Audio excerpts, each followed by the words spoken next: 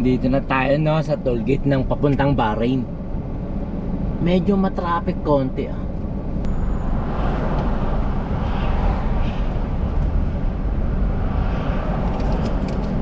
Hindi na ulit Causeway. Causeway. Ah, mapig ko isa.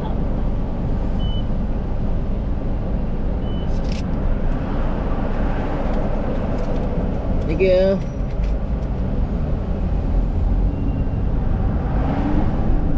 ₱25 pala ang bayad sa Causeway, no? Eto na, papunta na tayo ng Bahrain. At doon tayo mamimingwit, no? Pero dito tayo sa may Bahrain. Sa may ano lang, sa may boundary lang kumbaga, kasi hindi tayo pwede makapasok sa Bahrain.